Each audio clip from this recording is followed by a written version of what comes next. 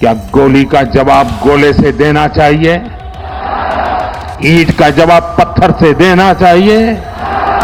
ये कांटे को जल मुर्द से उखाड़ देना चाहिए? आप मुझे बताइए, क्या ये अब सहना चाहिए? और पाकिस्तान समझ गया कि लड़ाई में वो भारत से जीत नहीं सकते। लेकिन जब बार बार हमारे सामर्थ्य को ललकारा जाए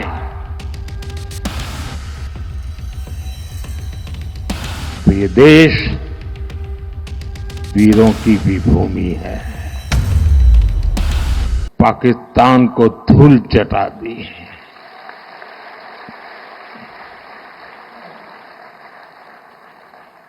और पाकिस्तान समझ गया कि लड़ाई में वो भारत से जीत नहीं सकते हैं और इसलिए उसने प्रॉक्सी वॉर चालू किया।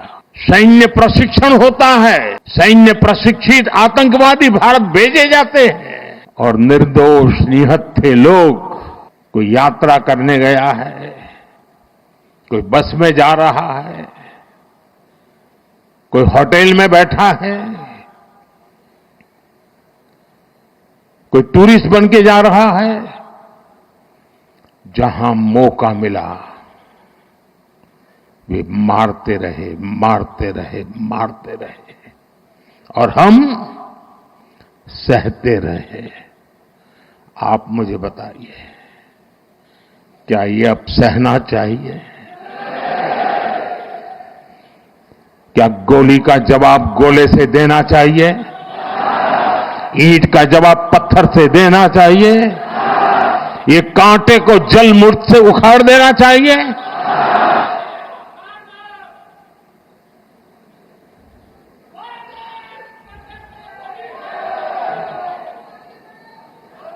साथियों, ये देश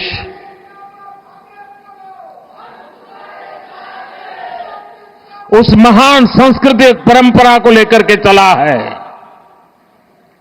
वसुधैव कुटुंबकम।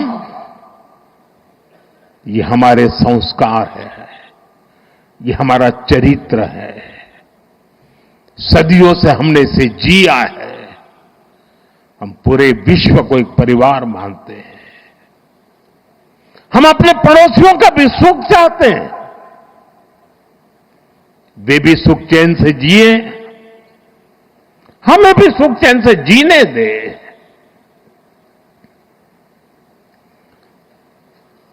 ये हमारा हजारों साल से चिंतन रहा है।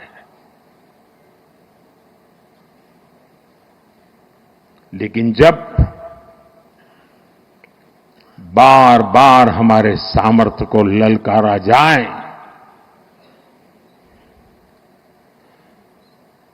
तो ये देश वीरों की भी भूमि है।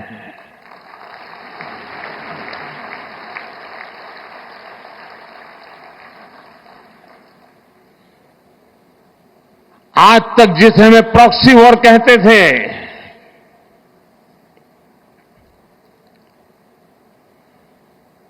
6 मई के बाद जो दृश्य देखे गए, उसके बाद हम इसे प्रॉक्सी वॉर कहने की गलती नहीं कर सकते हैं। और इसका कारण है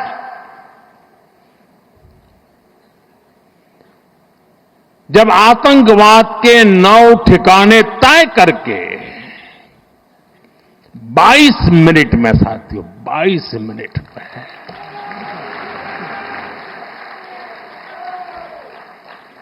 उनको ध्वस्त कर दिया। और इस बार तो सब कैमरा के सामने की सारी व्यवस्था रखी थी ताकि हमारे घर में कोई सबूत न मांगे। अब हमें सबूत नहीं देना पड़ रहा है, वो ऊपर वाला दे रहा है।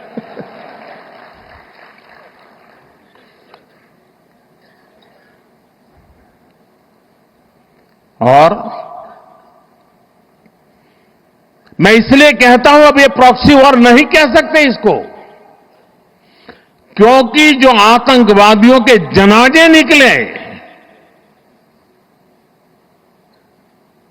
6 मई के बाद जिनका कत्ल हुआ, उस जनाजे को स्टेट ऑनर दिया गया पाकिस्तान में। उनके कॉफिन पे पाकिस्तान के झंडे लगाए गए, उनकी सेना ने उनको सैल्यूट दी।